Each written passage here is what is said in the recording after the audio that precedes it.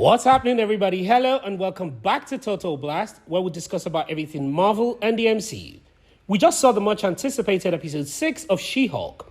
We all anticipated this episode because we thought we would finally be seeing Matt Murdock's Daredevil after he was teased in the previous episode. Anyways, he still didn't show up in this episode, and I'm sure he will probably show up in the next. This episode is preparing us for the main villain of the She-Hulk series. This main villain could be the one who sent the Wrecking Crew to get She-Hulk's blood because we saw the equipment that looked familiar in their lab. Anyways, we will explain later in this video. We'll be reviewing this video and explaining all of the Easter eggs and comic connections. If you haven't seen this episode yet and you're trying to avoid every and any spoilers, you can click away now. But if you're still here, then that means that you don't care about spoilers. So, let's dive right into it. We're still giving out a brand new PlayStation 5 on this channel to one lucky subscriber. More on how to win at the end of this video. And if this is your first time, please subscribe and enable the post notification bell so you don't miss out on subsequent videos. This episode started right off from the previous one, and after having won a case against Titania, was invited to a wedding by an old classmate to be her bridesmaid. In this episode, we finally got to see the dress Luke made for Jennifer. Remember in episode 5, Luke made Jennifer 2 dresses, the suit and a dress. Jennifer said she didn't have any use of a dress, but now it seems like she does. For who is super excited about looking good for the wedding, it seems someone is finally taking Mallory Book's advice. Speaking of Mallory, Mallory is working on a divorce case which was originally meant for Jennifer to handle. We later see the reason Jennifer was supposed to handle this particular case. The client was Craig Hollis, better known as Mr. Immortal, who had the powers to heal and recover from injuries and technically can die. Jennifer's best friend Nikki worked on this case with Mallory Book.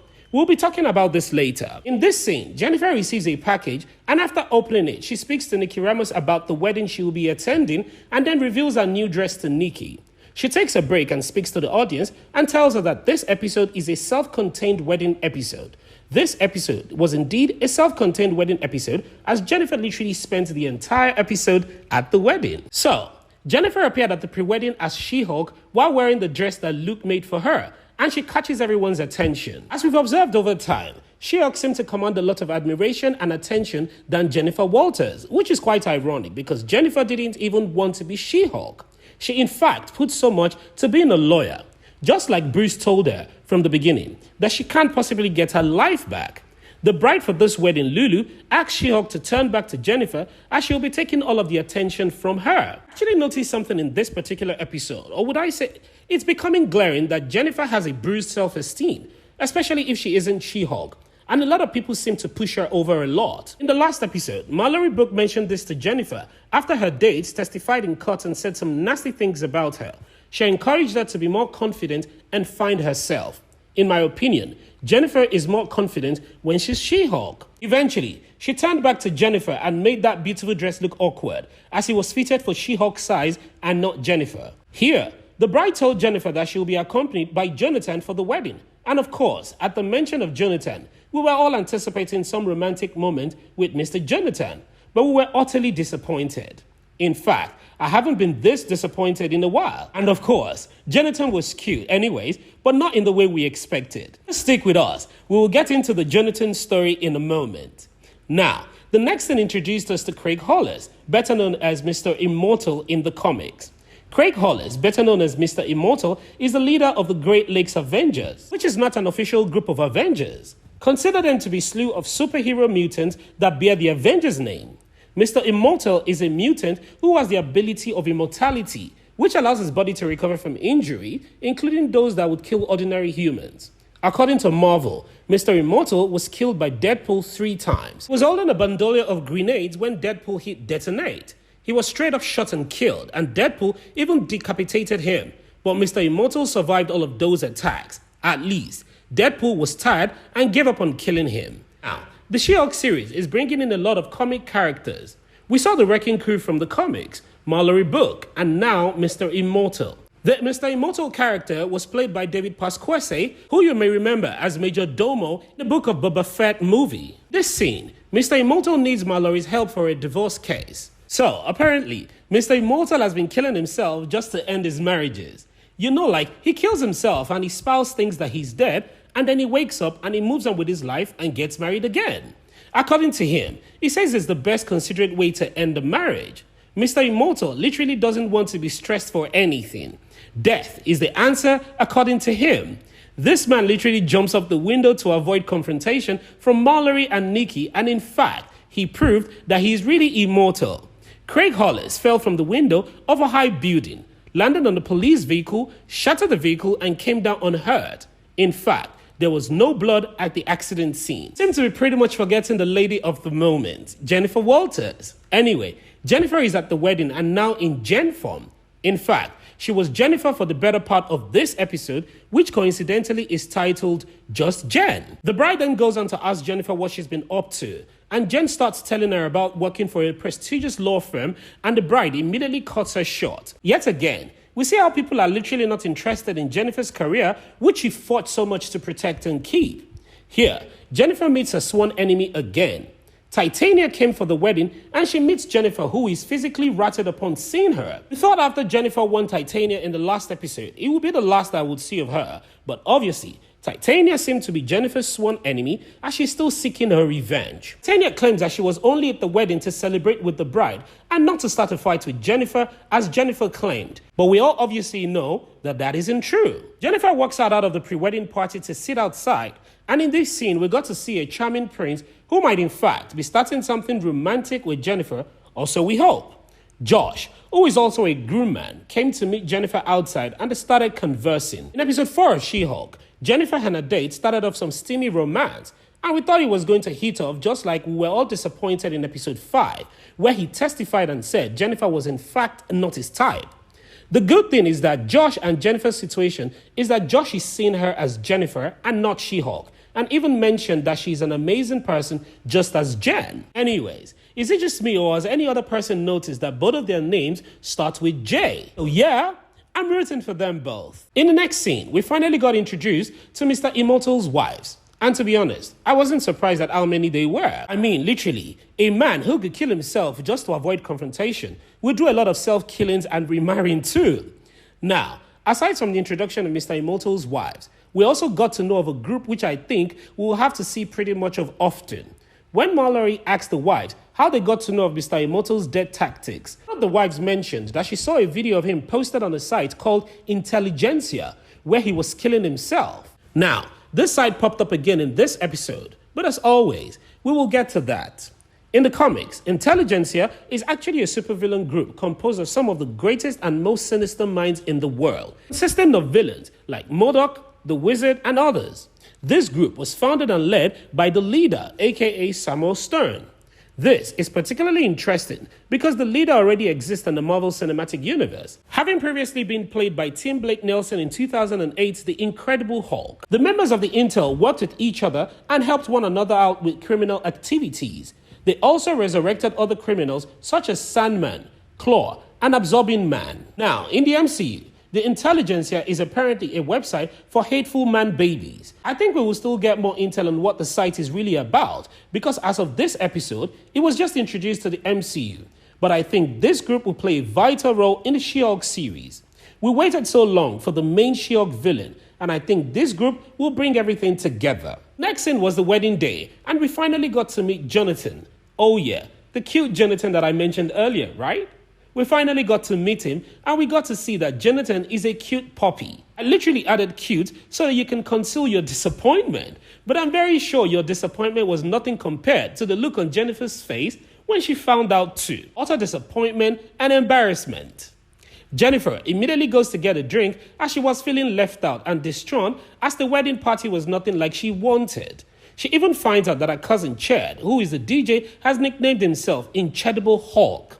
Everyone obviously wants to be associated with the Hulk. Yeah, Jennifer got a couple of drinks and we see her move her body for the very first time. And I can't particularly say that she's a good dancer, but I'll pass. The important thing is that we saw her happy and having fun. While all of this was going on, we saw Mr. Immortal and his wives trying to solve their divorce case with the help of Nikki and Mallory Book. Nikki shared Mr. Immortal's property as compensations amongst the wives, but one of the wives made a weird request. Apparently, this woman requested an apology from Mr. Immortal while making eye contact with her.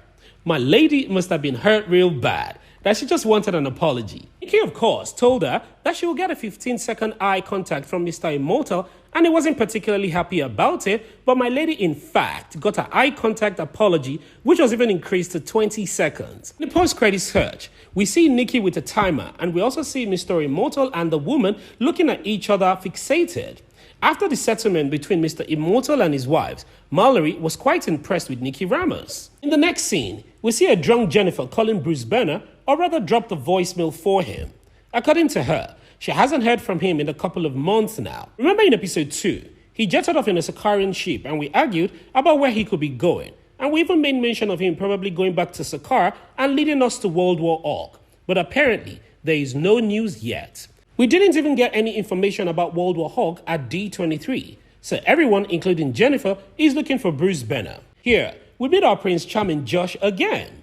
Jennifer, who appeared to be quite drunk, gets close with Josh, and Josh tells Jennifer that she's in fact an amazing person just as Jen. And as I said earlier, we're rooting for them. The next scene, we thought Jennifer was about to hulk out. She was in fact trying to puke, and it appears that she's taking too much. Actually, Jennifer can get drunk, but She-Hulk can't. And that is one of the advantages of being She-Hulk, to drink and never to get drunk. I think that's my favorite thing about her being She-Hulk. Here, while Jennifer was trying to puke, Titania comes to fight her again. In fact, wants to fight She-Hulk and not Jennifer. Jennifer tried everything to stop her from engaging in a fight, but like we said earlier, she wanted her revenge. She didn't want to turn to the She-Hulk as she has promised her friend Lulu the bride that she would not steal the attention at her wedding. So, she would remain as Jennifer. But as things went on with Titania, Jennifer eventually turned to She-Hulk. She-Hulk and Titania got into a brawl inside the wedding hall, and Titania made a fool of herself as usual, but this time, it came with a painful consequence, as it appears that Titania accidentally falls while fighting She-Hulk and she breaks her teeth, leaving a total facial destruction. This scene left a lot of fear in me, because who gets a facial destruction from such a fall? Anyways, in the post-credit sketches, we saw Titania get a new dental reconstruction because she really needed one. Now, this scene ended with the wedding guests applauding and cheering She-Hulk, even our Prince Charming Josh. Even Lulu the bride had no other option than to cheer She-Hulk too. In the next scene, we see Mallory Book and Nicky Ramos, who unexpectedly are now close, and Mallory revealed some of her secrets. We find out that she's been married for 11 years. Mallory picked up a notepad, and we see in the video of Mr. Immortal's fall that was posted on the Intelligentsia site. In this site, there was a subtopic under Intelligentsia regarding She-Hulk. They tried to read the article, but it was exclusive to members only. Mallory and Nikki opened a fake account and talked about how much they hated the She-Hulk, which gets approved within seconds. They found death threats and hate memes. People are literally plotting the murder of the She-Hulk. This is definitely not a joke. Mallory dismisses what they saw as a pointless meme. However, Nikki does her job as a friend and calls Jen the very first chance that she gets to tell her everything. Her calls ended in a voicemail, so obviously, Jennifer didn't get the information yet, and this is kind of a bit worrisome because we see her in the next scene with Josh eating chips with ketchup. The last scene of this episode kind of teased the villain or villain company that we've been waiting for. In this scene, we see people in the lab who are apparently watching Jennifer. You know, like they have their eyes on her movement. And this pretty much looks like the back end to that Intelligentsia site. We also saw a lab equipment that looked like what the Wrecking Crew wanted to use to extract She-Hulk's blood, but failed. In fact, the whole setup looked like an organization on a mission, and She-Hulk is the target. In my opinion, this villain is the one that we've been waiting for. I think these people must have been the one that sent the Wrecking Crew, because one of the equipment we see on the table was the bent needle trying to use to extract She-Hulk's blood. With the way they are monitoring She-Hulk, it looks like they've had their eyes on her for quite some time. Intelligentsia site and this revealed company are definitely working together. The real question is, who is the boss? I guess we would have to wait till the coming episodes to find out. This was pretty much how the episode ended, and I must say that this episode just left us with a lot of unanswered questions. Now, back to our giveaway. One lucky subscriber will be winning a brand new PlayStation 5 on this channel once we hit 1,000 subscribers. And all you have to do to win is subscribe, watch, like, comment on our videos, and share the link. And one lucky subscriber will be chosen from the comment section below to win a brand new PlayStation 5. Thank you so much for your support. We appreciate you. What are your thoughts on this video? Do you think the intelligentsia group are the main villain? Please, don't forget to like this video and share your thoughts and opinions in the comment section below. Subscribe and turn on the post notifications so you don't miss out on any of our latest Marvel news. Thank you so much for watching, and as always, I hope to see you in the next one.